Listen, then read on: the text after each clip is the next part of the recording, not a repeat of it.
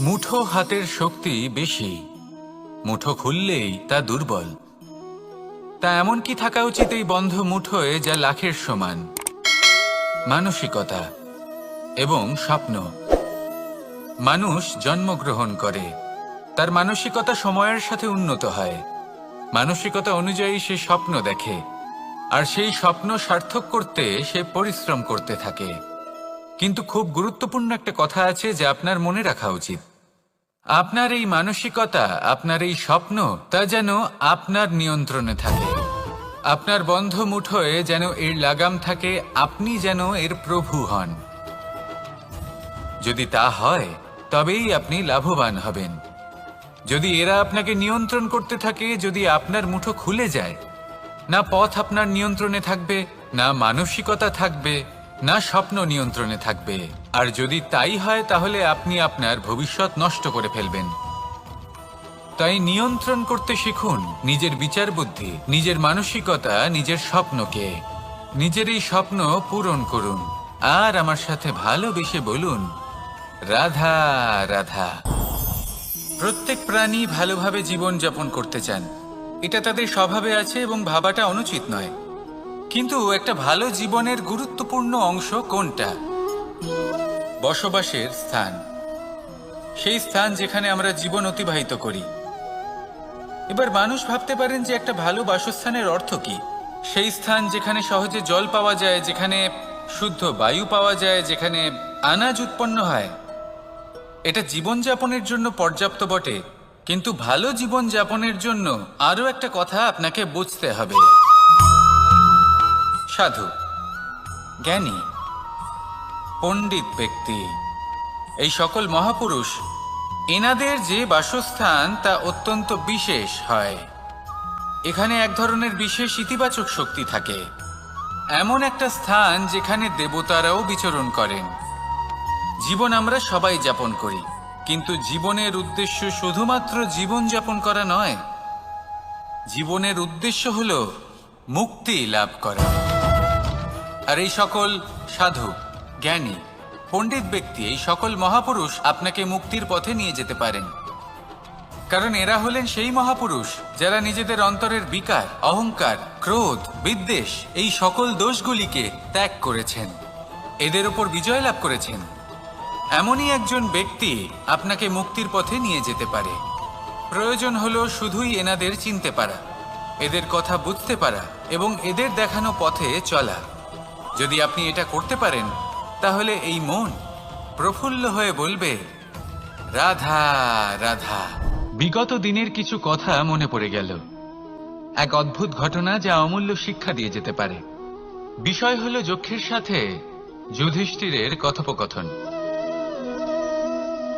একবার যক্ষ যুধিষ্ঠিরকে জিজ্ঞেস করলেন, ওনাকে বললেন যে আমার কিছু প্রশ্নের উত্তর যদি আপনি দিতে পারেন, তাহলে আমি আপনার বাকি ভ্রাতাগণকে আবার জীবিত করে তুলব। সেগুলোর মধ্যে খুব গুরুত্বপূর্ণ আর কঠিন একটা প্রশ্ন ছিল, এই সংসারে সব থেকে শ্রেষ্ঠ আশ্চর্য কোনটি? এই প্রশ্ন আমি আপনাকে জিজ্ঞেস করছি। এবার কেউ বলবেন স্বর্ণ দ্বারা নির্মিত লঙ্কা, এটি হলো সংসারের সব থেকে বড় আশ্চর্য। কেউ বলবেন বরফে ঢাকা সেই পর্বত যা আকাশ স্পর্শ করে। কেউ বলবেন সেই সমুদ্র যার গভীরতা মাপা অসম্ভব ব্যাপার।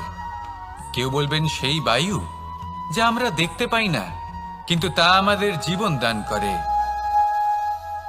সংসারের সব থেকে বড় আশ্চর্য কি, সেই প্রশ্নের উত্তর যুধিষ্ঠির দিয়েছিলেন, আর তা ছিল শ্রেষ্ঠ উত্তর এবং উচিত। উনি বলেছিলেন যে সংসারে প্রতিদিন কোনো ব্যক্তি জন্ম লাভ করেন আর কোনো ব্যক্তি মৃত্যুও লাভ করেন।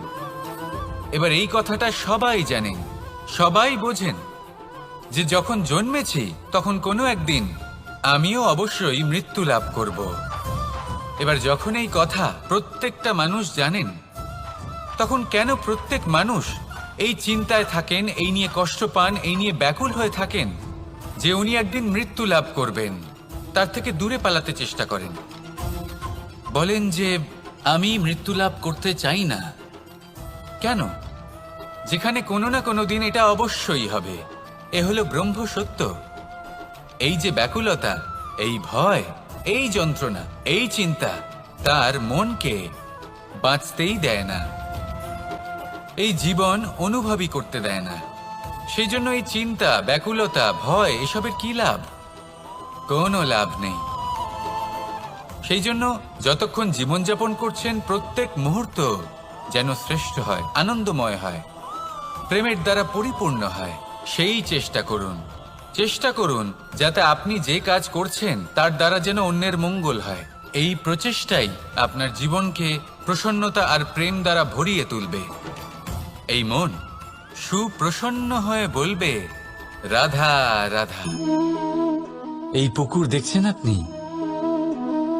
বাচ্চা, বৃদ্ধ, যুবক, যাকেই আমি জিজ্ঞেস করব এটা কি, সবার উত্তর সেই একই হবে। উত্তর তখনই বদলাবে যখন প্রশ্ন এটা হবে যে আপনি এই পুকুরে কি করতে চান। কেউ বলবে আমি এমনি এর পাড়ে বসে এই জল স্পর্শ করে ঠান্ডা হাওয়ার আনন্দ অনুভব করতে চাই। কেউ বলবে আমি এই পুকুরে সাঁতার কাটতে চাই। কেউ বলবে কাগজের নৌকা বানিয়ে আমি এতে ভাসিয়ে দিতে চাই।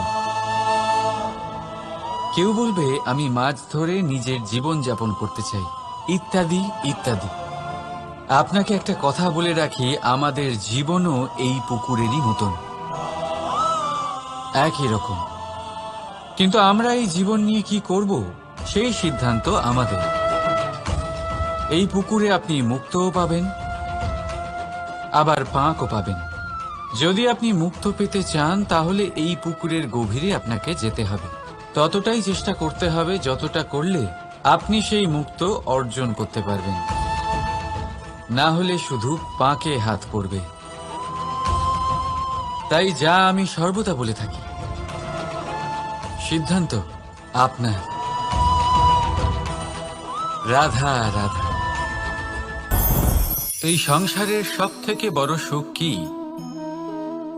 কেউ বলবেন নিজের লক্ষ্য প্রাপ্ত করা, কেউ বলবেন ধন উপার্জন করা, কেউ বলবেন নিদ্রাই সব থেকে বড় সুখ, কেউ বলবেন রাজ্য লাভ করা, আবার কেউ বলবেন মাতার হাত থেকে খাবার খাওয়া,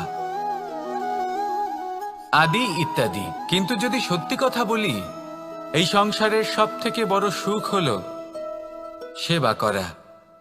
কখনো কাউকে সেবা করে দেখুন। এই সেবা দ্বারা অন্য কোনো মানুষের আশীর্বাদ লাভ করাতেই সুখ রয়েছে। আপনার সেবা ভাব দ্বারা যখন কোনো মানুষ নিজের অন্তরাত্মা থেকে আপনাকে আশীর্বাদ করে, তার থেকে বড় সুখ আর কিছুই নেই।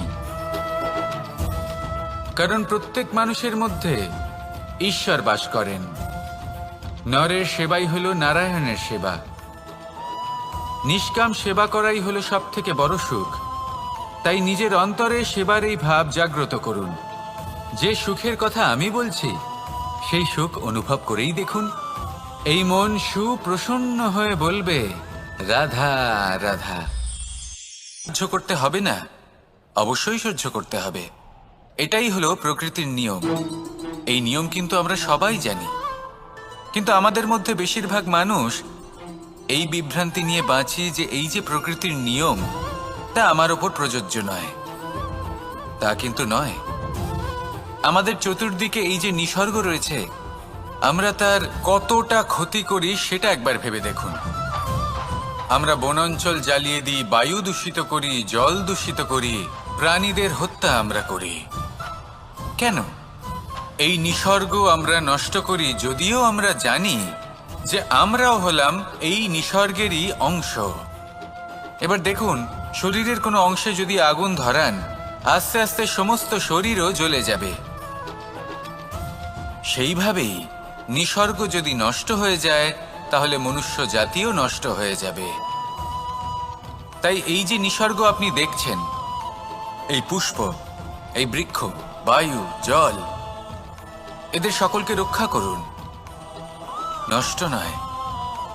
মনে রাখবেন, যদি নিসর্গ থাকে মানুষ থাকবে, যদি নিসর্গ থাকে তাহলেই জীবন থাকবে। আসুন আমার সাথে ভালোবেসে বলুন, রাধা রাধা। এই সংসারে সবাই বলেন আমি অর্জুনের মতো হয়ে উঠতে চাই।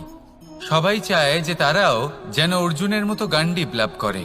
তারাও চায় যে তাদেরকেও মহাদেব এসে পশুপতি অস্ত্র দান করবেন। তারাও এটাই চায় মহাভারতের মতো মহাসংগ্রামে বিজয়ী হতে। কিন্তু সবাই ভুলে যান যে অর্জুন যা হতে পেরেছিলেন সবকিছুই অর্জন করেছিলেন। যদি আপনিও অর্জুনের মতো গান্ডীব লাভ করতে চান, তবে আপনাকেও তার মতোই শ্রেষ্ঠ কাঠ নির্বাচন করতে হবে। সেই কর্ম আপনাকেই করতে হবে। তার প্রত্যঞ্চা যাতে তীব্র হয়, তার জন্য আপনাকে সর্বশ্রেষ্ঠ দড়ি খুঁজে বের করতে হবে। আপনার বাণ যাতে ঘাতক হয়, সেই জন্য আপনাকে নতুন নতুন ধাতু খুঁজে বের করতে হবে। সেই শিক্ষা আপনাকে লাভ করতে হবে, তবেই আপনার ইচ্ছে পূর্ণ হবে।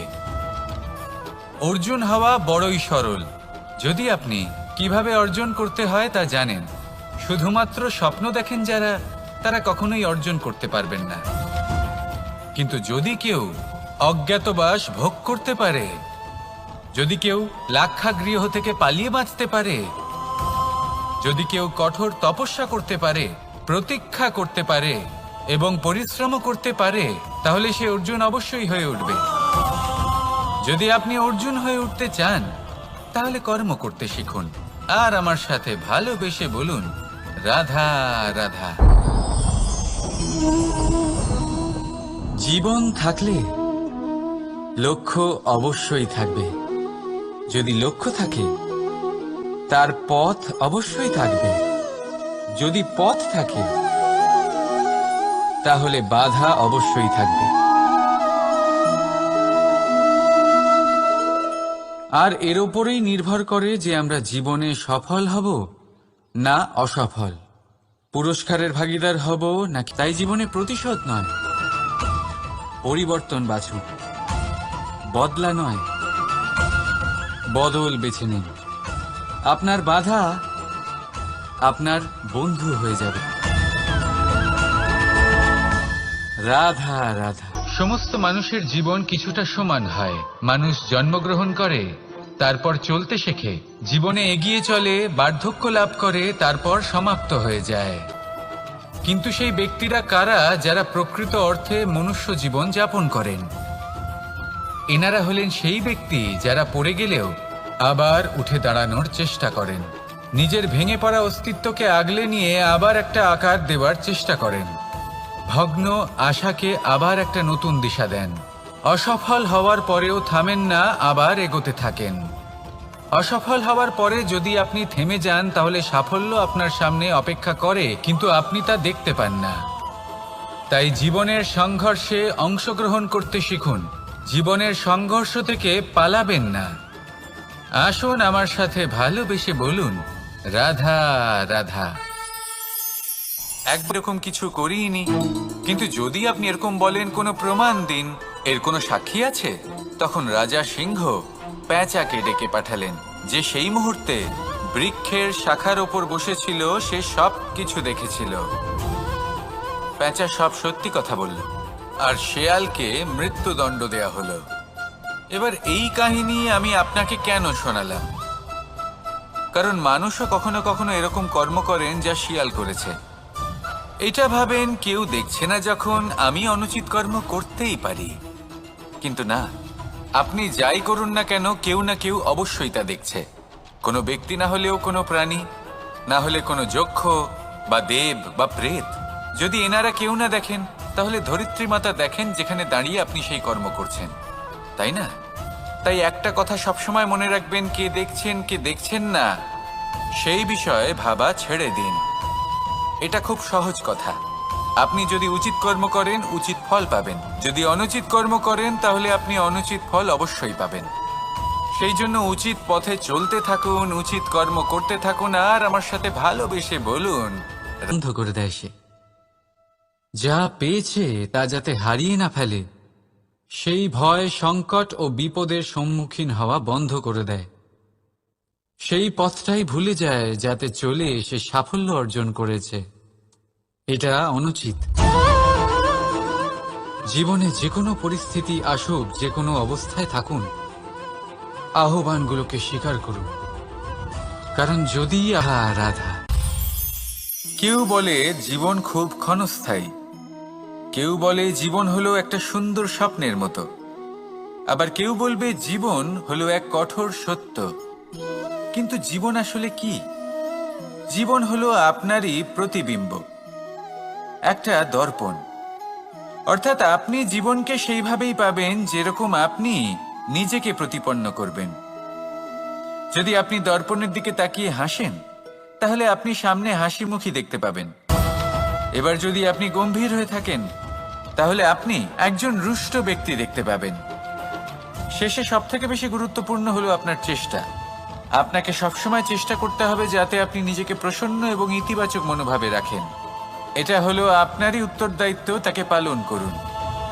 এই মনকে প্রসন্ন রাখুন, এই সংসারকে সুন্দর বলে মনে হবে। আর এই মন প্রসন্ন হয়ে বলবে, রাধা রাধা। এই বৃহৎ বৃক্ষকে দেখুন, অত্যন্ত শক্তিশালী বৃক্ষ। এটা সবারই প্রিয়, তা সে ছোট হোক বা বড়, বৃদ্ধ হোক বা জোয়ান, সবাই ভালোবাসে এই বৃক্ষকে। আর সত্যি বলতে এই বৃক্ষ সবাইকে সেবা করে, সবাইকে ফল দান করে, সবাইকে ছায়া প্রদান করে।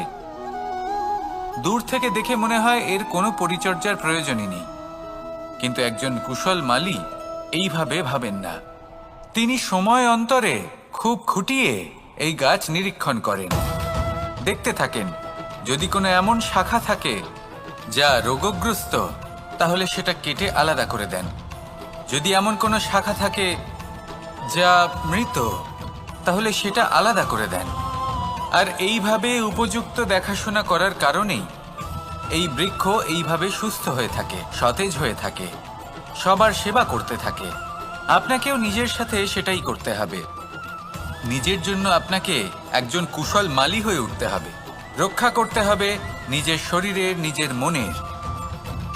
আপনার শরীর যদি রোগগ্রস্ত হয়ে পড়ে, তাহলে ওষুধ গ্রহণ করতে হবে। যদি এই মন কোনো এক কারণে বিচলিত হয়ে পড়ে, তাহলে তার থেকে নিজেকে মুক্ত করতে হবে। আপনি যদি নিজের যত্ন নেন, তবেই এই বৃক্ষের মতো হতে পারবেন। সেই বৃক্ষ যে সবারই প্রিয়, সবাইকেই সেবা করে। আসুন আমার সাথে ভালোবেসে বলুন, রাধা রাধা। এই সংসারের সব থেকে গুরুত্বপূর্ণ তত্ত্ব কোনটা? প্রথম হলো সময়। জন্ম থেকে মৃত্যু পর্যন্ত এই যে সময়, এটাই তো হলো জীবন। দ্বিতীয় হলো জীবন, যাতে আমরা সময়ের সদ্ব্যবহার করি, শ্রেষ্ঠ থেকে শ্রেষ্ঠতর কাজ করার চেষ্টা করি। বহু বছরের এই পরম্পরা, এই সংস্কৃতিকে এগিয়ে নিয়ে যাওয়ার চেষ্টা করি। এই সংসারে আমরা অংশগ্রহণ করতে চেষ্টা করি।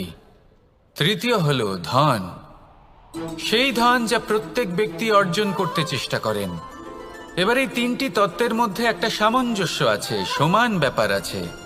সে ধনই হোক বা সময় হোক বা হোক জীবন। আর সেই সমান ব্যাপার হলো যে যদি আপনি এটা গণনা করতে থাকেন, তাহলে তা কমতে থাকে। যদি আপনি এটা ব্যবহার করেন, তাহলে তা বাড়তে থাকে। একে সংগঠিত করে রাখতে চেষ্টা করলে এ হাত থেকে ফসকে যায়।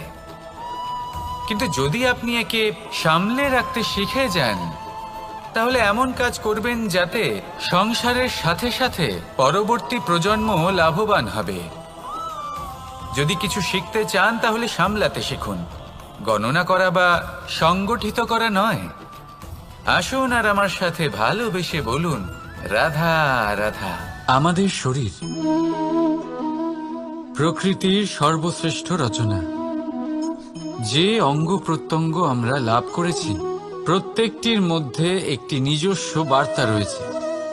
একটু ভেবে দেখুন, দুটি চোখ দিয়েছে দেখার জন্য, দুটি কান দিয়েছে শোনার জন্য,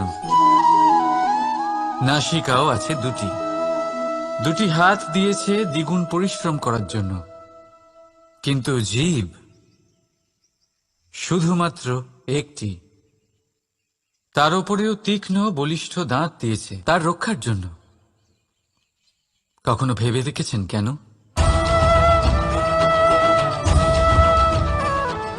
কারণ শব্দ আর শব্দের প্রয়োগ মানুষের সবচেয়ে বড় অস্ত্র, যার প্রয়োগ যত ভেবেচিন্তে করা যায়, মানুষ তার জীবনে ততটাই উপরে উঠতে পারে।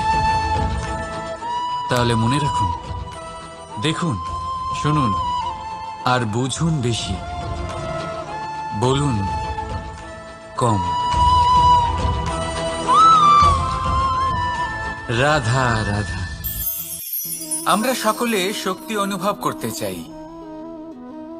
এবার যদি আপনাকে জিজ্ঞেস করা হয় যে সবথেকে বেশি শক্তির অনুভব কোথা থেকে করা সম্ভব, তখন কেউ কেউ বলবেন পুষ্টিকর আহার গ্রহণ করলে, ব্যায়াম করলে, কেউ বলবেন ধন লাভ করলে, একতার দ্বারা, সংগঠনের দ্বারা। যদি আপনাকে উদাহরণ দিই, নিজের এই হাতটাকে দেখুন, 5টা আঙুল রয়েছে। কোনো একটা বস্তুকে নিজের একটা আঙুল দ্বারা তুলে ধরার চেষ্টা করে দেখুন, বড়ই কষ্ট হবে। তখন আপনি বুঝতে পারবেন যখন এই 5টি আঙুল একত্রিত হয় তখন কোনো কাজ কতটা সহজ হতে পারে। এটাই হলো শক্তি, একতার। সব থেকে ভালো উদাহরণ যদি আপনাকে দিই, তাহলে বাঁশি। এই বাঁশি থেকে অত্যন্ত মধুর সুর নির্গত হয় যা সবার মন প্রসন্ন করে দেয়। এই কথা সত্যি, কিন্তু এই বাঁশি আমি একটা বা দুটো আঙুল দিয়ে বাজাতে পারবো না। আমাকে প্রত্যেকটা আঙুল ব্যবহার করতেই হবে, তবেই এর থেকে মধুর সুর নির্গত হবে যা সকলকে প্রসন্ন করবে, ঠিক কিনা? ঠিক এইভাবেই যদি আপনি চান যে আপনার জীবনরূপী বাঁশি থেকেও মধুর সুর নির্গত হোক বা সবার মনকে প্রসন্ন করে তুলুক, তাহলে আপনাকেও জীবনে একতা নিয়ে আসতেই হবে। আপনি একাও কর্ম করতে পারেন, পথ চলতেও পারেন, সামনেও এগোতে পারেন, সাফল্যও লাভ করতে পারেন। কিন্তু যখন সকলে একসাথে এগোবেন, সেই পথে চলবেন, সেই কর্মই করবেন, তখন লক্ষ্যে অবশ্যই পৌঁছবেন, সাফল্য অবশ্যই লাভ করবেন। কিন্তু সেই সাফল্য এবং তার আনন্দর সংমিশ্রণটাই একটু অন্যরকম হবে। তাই জীবনে ঐক্যবদ্ধ হন, একসাথে মিলে এগোতে থাকুন, আর আমার সাথে ভালোবেসে বলুন রাধা রাধা। আগে হ্যাঁ, এই সংসারে যা কিছু উৎপন্ন হয়, যা কিছু নষ্ট হয়, তার জন্য প্রকৃতি দায়ী হন। এই প্রকৃতির কারণেই তো রৌদ্র আসে, প্রকৃতির কারণেই বৃষ্টি হয়, জল পাওয়া যায়। তার কারণেই এই বটের বীজ তা এক বিশাল বটবৃক্ষে পরিণত হবে। কিন্তু একজন মানুষকে দেখুন, মানুষ বলবে এই বৃক্ষে আমার অধিকার রয়েছে। কেন?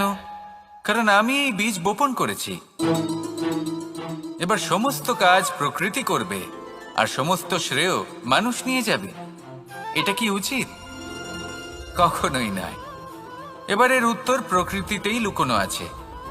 কখনো কোনো পাখিও এই বীজ রোপণ করে, সেখানে বৃক্ষ উৎপন্ন হয়, তাতে ফল আসে, সেই পাখি সেই ফল খায়, কিন্তু সেখানকার বাকি পাখি এবং প্রাণীদের সেই ফল খেতে বারণ করে না। সেই বৃক্ষের ওপর নিজের অধিকার প্রমাণ করতে চেষ্টা করে না, সবার মধ্যে ভাগ করে দেয়। আর এটাই আমাদেরও করা উচিত। যা প্রকৃতি থেকে আসছে তা আবার প্রকৃতিতেই ফিরে যেতে দিন। এটা অত্যন্ত প্রয়োজনীয়। পাখিদের মতো হতে চেষ্টা করুন, তবেই আপনার এই মন আকাশে উড়তে থাকবে আর সুপ্রসন্ন হয়ে বলবে রাধা রাধা। দু রকমের প্রাকৃতিক বেগ থাকে। প্রথম হলো বর্ষা। যখন এর বর্ষণ হয় তখন মাটিকে শীতল করে নতুন ফসল ফলায়। আর দ্বিতীয় হয় পবন, যা আমাদের সর্বদা শ্বাসবায়ু প্রদান করে। অশান্ত এই মনকে শান্তি প্রদান করে, এই ক্লান্ত শরীরে স্ফূর্তি প্রদান করে। আমাদের জীবনে যত আবেগ আছে তা হয় বর্ষার মতো হওয়া উচিত, নয় হওয়া উচিত পবনের মতো। ক্রোধ, মতভেদ, বিবাদ, এগুলো হওয়া উচিত বর্ষার মতো। অর্থাৎ কিছু সময় পরে যেন এরা নিজে থেকেই ছিন্ন ভিন্ন হয়ে চলে যায়। আর যদি পবনের মতো কোনো আবেগ থাকা উচিত তা হলো প্রেম, যা সর্বদা শ্বাসবায়ু প্রদান করে, সবসময় সাথে থাকে। একে আমরা অনুভব করতে পারি না, কিন্তু এ আমাদের অনুভব করার জন্য প্রাণবায়ু প্রদান করে। আর যখন চক্রবাতের মতো সে ভয়ঙ্কর হয়ে ওঠে, তখন সমগ্র সংসার বদলে দেয়। এর সারমর্ম একটাই, শক্তি। মতভেদ, ক্রোধ, বিবাদের মধ্যে নেই। শক্তি যদি থাকে তা আছে প্রেমের মধ্যে। তাই এই প্রেমকে মনের মধ্যে রাখুন আর আমার সাথে বলুন, রাধা রাধা। ঘৃণা, প্রেম, রেগে যাওয়া, মান ভাঙানো, ভুলে যাওয়া, এই সকল অনুভূতি মানুষের জীবনে অত্যন্ত গুরুত্বপূর্ণ। মানুষের এই অনুভূতিগুলো না থাকলে মানুষ একটা যন্ত্রের থেকে বেশি আর কিচ্ছু না। কিন্তু এই অনুভূতি আপনি ভুল দিকে চালিত করলে এরাও আপনাকে আর মানুষের মতো বাঁচতে দেবে না। যদি ঘৃণার কথা বলেন, যদি আপনি কোনো ব্যক্তিকে ঘৃণা করেন, সেটা কেন? ব্যক্তিকে ঘৃণা করবেন কেন? ঘৃণা করুন তার স্বভাবগুলিকে, সেই স্বভাবগুলিকে যা সেই ব্যক্তিকে অপ্রিয় করে তুলছে। কারণ স্বভাব পাল্টানো যায়। সেইভাবেই রাগ করুন, কিন্তু তাদের কথায়, তাদের ওপরে নয়। কারণ কথা বদলে দেওয়া সম্ভব। ভুলতে হলে ভুলুন তাদের ত্রুটি, তাদের নয়। কারণ ভুল অবশ্যই শুধরে নেওয়া যায়। প্রেম করুন তবে তাদের আত্মার সাথে, তাদের অনুভূতির সাথে, শরীরের সাথে নয়। কারণ শরীর হলো নশ্বর। বলুন কিন্তু খারাপ ভাবে নয়, ভালোবেসে। রাধা রাধা। মুঠো হাতের শক্তি বেশি, মুঠো খুললেই তা দুর্বল। তা এমন কি থাকা উচিত এই বন্ধ মুঠোয় যা লাখের সমান? মানসিকতা এবং স্বপ্ন। মানুষ জন্মগ্রহণ করে, তার মানসিকতা সময়ের সাথে উন্নত হয়। মানসিকতা অনুযায়ী সে স্বপ্ন দেখে, আর সেই স্বপ্ন সার্থক করতে সে পরিশ্রম করতে থাকে। কিন্তু খুব গুরুত্বপূর্ণ একটা কথা আছে যা আপনার মনে রাখা উচিত। আপনার এই মানসিকতা, আপনার এই স্বপ্ন, তা যেন আপনার নিয়ন্ত্রণে থাকে। আপনার বন্ধ মুঠোয় যেন এর লাগাম থাকে, আপনি যেন এর প্রভু হন। যদি তা হয় তবেই আপনি লাভবান হবেন। যদি এরা আপনাকে নিয়ন্ত্রণ করতে থাকে, যদি আপনার মুঠো খুলে যায়, না পথ আপনার নিয়ন্ত্রণে থাকবে, না মানসিকতা থাকবে, না স্বপ্ন নিয়ন্ত্রণে থাকবে। আর যদি তাই হয় তাহলে আপনি আপনার ভবিষ্যৎ নষ্ট করে ফেলবেন। তাই নিয়ন্ত্রণ করতে শিখুন নিজের বিচার বুদ্ধি, নিজের মানসিকতা, নিজের স্বপ্নকে। নিজের এই স্বপ্ন পূরণ করুন আর আমার সাথে ভালোবেসে বলুন, রাধা রাধা। প্রত্যেক প্রাণী ভালোভাবে জীবন যাপন করতে চান, এটা তাদের স্বভাবে আছে এবং ভাবাটা অনুচিত নয়। কিন্তু একটা ভালো জীবনের গুরুত্বপূর্ণ অংশ কোনটা? বসবাসের স্থান, সেই স্থান যেখানে আমরা জীবন অতিবাহিত করি। এবার মানুষ ভাবতে পারেন যে একটা ভালো বাসস্থানের অর্থ কি? সেই স্থান যেখানে সহজে জল পাওয়া যায়, যেখানে শুদ্ধ বায়ু পাওয়া যায়, যেখানে আনাজ উৎপন্ন হয়। এটা জীবনযাপনের জন্য পর্যাপ্ত বটে, কিন্তু ভালো জীবন যাপনের জন্য আরও একটা কথা আপনাকে বুঝতে হবে। সাধু, জ্ঞানী, পণ্ডিত ব্যক্তি, এই সকল মহাপুরুষ, এনাদের যে বাসস্থান তা অত্যন্ত বিশেষ হয়। এখানে এক ধরনের বিশেষ ইতিবাচক শক্তি থাকে। এমন একটা স্থান যেখানে দেবতারাও বিচরণ করেন। জীবন আমরা সবাই যাপন করি, কিন্তু জীবনের উদ্দেশ্য শুধুমাত্র জীবন যাপন করা নয়। জীবনের উদ্দেশ্য হল মুক্তি লাভ করা। আর এই সকল সাধু, জ্ঞানী, পণ্ডিত ব্যক্তি, এই সকল মহাপুরুষ আপনাকে মুক্তির পথে নিয়ে যেতে পারেন। কারণ এরা হলেন সেই মহাপুরুষ যারা নিজেদের অন্তরের বিকার, অহংকার, ক্রোধ, বিদ্বেষ, এই সকল দোষগুলিকে ত্যাগ করেছেন, এদের উপর বিজয় লাভ করেছেন। এমনই একজন ব্যক্তি আপনাকে মুক্তির পথে নিয়ে যেতে পারে। প্রয়োজন হলো শুধুই এনাদের চিনতে পারা, এদের কথা বুঝতে পারা এবং এদের দেখানো পথে চলা। যদি আপনি এটা করতে পারেন তাহলে এই মন প্রফুল্ল হয়ে বলবে, রাধা। প্রশ্ন ছিল, এই সংসারে সব থেকে শ্রেষ্ঠ আশ্চর্য কোনটি? এই প্রশ্ন আমি আপনাকে জিজ্ঞেস করছি। এবার কেউ বলবেন স্বর্ণ দ্বারা নির্মিত লঙ্কা, এটি হলো সংসারের সব থেকে বড় আশ্চর্য। কেউ বলবেন বরফে ঢাকা সেই পর্বত যা আকাশ স্পর্শ করে। কেউ বলবেন সেই সমুদ্র যার গভীরতা মাপা অসম্ভব ব্যাপার। কেউ বলবেন সেই বায়ু যা আমরা দেখতে পাই না, কিন্তু তা আমাদের জীবন দান করে। সংসারের সবথেকে বড় আশ্চর্য কি, সেই প্রশ্নের উত্তর যুধিষ্ঠির দিয়েছিলেন, আর তা ছিল শ্রেষ্ঠ উত্তর এবং উচিত। উনি বলেছিলেন যে সংসারে প্রতিদিন কোনো ব্যক্তি জন্ম লাভ করেন আর কোনো ব্যক্তি মৃত্যুও লাভ করেন। এবার এই কথাটা সবাই জানেন, সবাই বোঝেন যে যখন জন্মেছি তখন কোনো একদিন আমিও অবশ্যই মৃত্যু লাভ করব।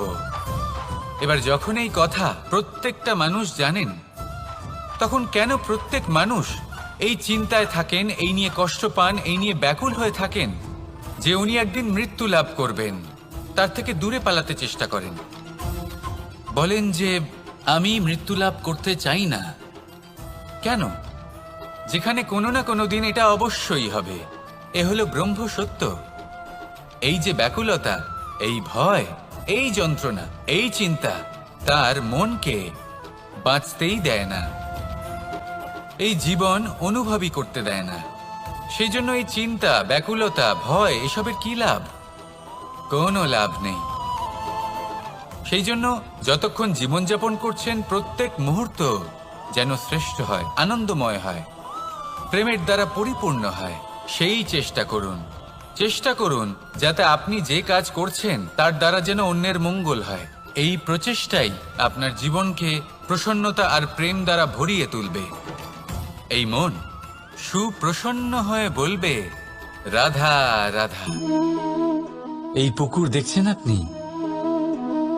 বাচ্চা, বৃদ্ধ, যুবক, যাকেই আমি জিজ্ঞেস করব এটা কি, সবার উত্তর সেই একই হবে।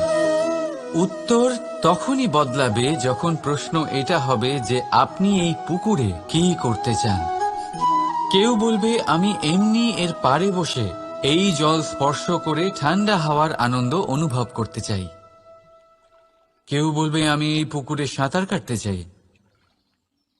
কেউ বলবে কাগজের নৌকা বানিয়ে আমি এতে ভাসিয়ে দিতে চাই। কেউ বলবে আমি মাছ ধরে নিজের জীবন যাপন করতে চাই, ইত্যাদি ইত্যাদি। আপনাকে একটা কথা বলে রাখি, আমাদের জীবনও এই পুকুরেরই মতন, একই রকম। কিন্তু আমরা এই জীবন নিয়ে কি করব সেই সিদ্ধান্ত আমাদের। এই পুকুরে আপনি মুক্তও পাবেন, আবার পাঁকও পাবেন। যদি আপনি মুক্ত পেতে চান তাহলে এই পুকুরের গভীরে আপনাকে যেতে হবে। ততটাই চেষ্টা করতে হবে যতটা করলে আপনি সেই মুক্ত অর্জন করতে পারবেন। না হলে শুধু পাঁকে হাত পড়বে। তাই যা আমি সর্বদা বলে থাকি, সিদ্ধান্ত আপনার। রাধা রাধা। এই সংসারের সবথেকে বড় সুখ কি? কেউ বলবেন নিজের লক্ষ্য প্রাপ্ত করা, কেউ বলবেন ধন উপার্জন করা, কেউ বলবেন নিদ্রাই সবথেকে বড় সুখ, কেউ বলবেন রাজ্য লাভ করা, আবার কেউ বলবেন মাতার হাত থেকে খাবার খাওয়া, আদি ইত্যাদি। কিন্তু যদি সত্যি কথা বলি, এই সংসারের সবথেকে বড় সুখ হলো সেবা করা। কখনো কাউকে সেবা করে দেখুন। এই সেবা দ্বারা অন্য কোনো মানুষের আশীর্বাদ লাভ করাতেই সুখ রয়েছে। আপনার সেবা ভাব দ্বারা যখন কোনো মানুষ নিজের অন্তরাত্মা থেকে আপনাকে আশীর্বাদ করে, তার থেকে বড় সুখ আর কিছুই নেই। কারণ প্রত্যেক মানুষের মধ্যে ঈশ্বর বাস করেন। নরের সেবাই হলো নারায়ণের সেবা। নিষ্কাম সেবা করাই হলো সব থেকে বড় সুখ। তাই নিজের অন্তরে সেবার এই ভাব জাগ্রত করুন। যে সুখের কথা আমি বলছি সেই সুখ অনুভব করেই দেখুন। এই মন সুপ্রসন্ন হয়ে বলবে, রাধা রাধা। বাহ, অবশ্যই সহ্য করতে হবে। এটাই হলো প্রকৃতির নিয়ম। এই নিয়ম কিন্তু আমরা সবাই জানি, কিন্তু আমাদের মধ্যে বেশিরভাগ মানুষ এই বিভ্রান্তি নিয়ে বাঁচি যে এই যে প্রকৃতির নিয়ম তা আমার ওপর প্রযোজ্য নয়। তা কিন্তু নয়। আমাদের চতুর্দিকে এই যে নিসর্গ রয়েছে, আমরা তার কতটা ক্ষতি করি সেটা একবার ভেবে দেখুন। আমরা বনাঞ্চল জ্বালিয়ে দিই, বায়ু দূষিত করি, জল দূষিত